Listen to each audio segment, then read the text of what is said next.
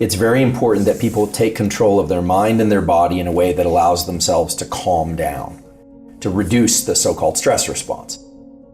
You're too activated, you're too alert, you're too agitated, and you want to be less alert, less activated, and less agitated.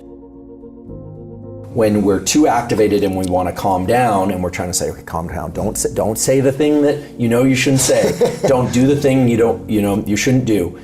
And then there's the other kind of limbic friction, which is the world is happening really fast and we feel buried, we're overwhelmed, and we need to get more activated.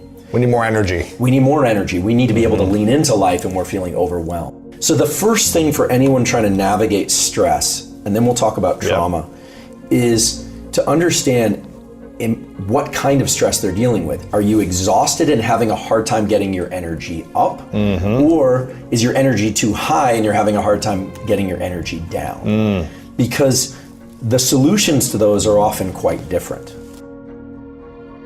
Trying to control the mind with the mind is like trying to grab fog. It's vapors, you're never gonna grab it. The nervous system includes the brain, but also all the connections to the body and back again. And so when you can't control your mind, you want to do something purely mechanical. All trauma, anxiety, fears, they all map back to stress in some way. Now, you can have stress without trauma, you can have anxiety without trauma, but you can't really have trauma without stress and anxiety. Even though there aren't really strict definitions of the boundaries between trauma and stress and fear, I think it's fair to say that trauma is a fear and or stress response that's happening at the wrong times. Right? It's sort of carrying over from an experience that's making life uncomfortable or in some cases exceedingly challenging. On the other side of things, when you're feeling overwhelmed and fatigued, there are two ways to approach that. First is the kind of foundation of fatigue, which is almost always poor sleep and scheduling of sleep. This is something that doesn't get discussed a lot, and I don't think I've discussed this on any podcast previously. But getting better at sleeping is a whole set of practices. But sleep is a slow tool, it's not a real-time tool, because if you're feeling exhausted and you have to get up and have your day, deal with children, deal with work, deal with life, we can talk about how to get better at sleeping, but in real time, what you want to do is you want to bring more alertness into the system, focus and alertness. The way to do that is to take advantage of a very well-established medical fact. All medical students learn this, all MDs know this, which is that there's a direct relationship between how you breathe and your heart rate. So when we inhale, it almost feels like everything's moving up. But actually what happens is our diaphragm moves down. When that happens, our heart literally gets a little bit bigger. The volume of the heart gets a little bit bigger, which means that whatever blood in there is moving per unit time a little bit slower. And there's a set of neurons in the heart called the sinoatrial node that sends a signal to the brain and says, hey, blood flow is slowing down. And the brain sends a signal back to the heart and says, okay, let's speed up, and speeds up the heart rate. So the short, concise way to put it is when you inhale more vigorously or longer, you're speeding up your heart rate. This actually, there's a name for it in the medical community, but the important thing to understand is as you inhale, you're sending a neural signal to your heart to speed up. And when you exhale, the diaphragm moves up, the heart gets a little bit smaller, literally because there's less space there. Then there's a signal sent to the brain, and the brain sends a signal back and says, slow down the heart rate. So if you want to become more alert, you actually can just simply make your inhales a little bit more vigorous or a little bit longer than your exhale. Longer or more vigorous inhales will speed up your heart rate and make you more alert.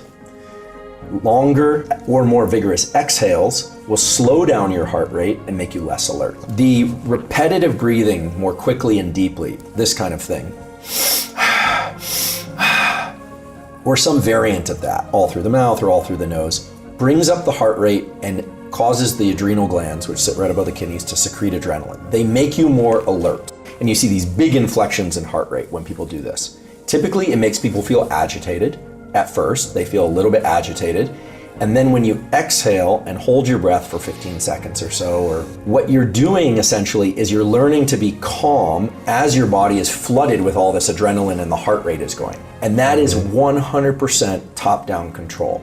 What you're doing in those moments is you're learning to take your forebrain and say, fight the temptation to move. Fight the temptation to breathe. This particular pattern of breathing, 25 or 30 times followed by an exhale and a hold, and then a big inhale and a hold, sometimes doing more inhaling and exhaling type repetitive breathing. That is really somebody training themselves how to self-induce stress. And we know from some good literature and some emerging science that's still ongoing that it is possible to get comfortable in these agitated states so that your mind is okay, feels okay when the body is feeling like it wants to tremble or move, that you can learn to suppress that activity.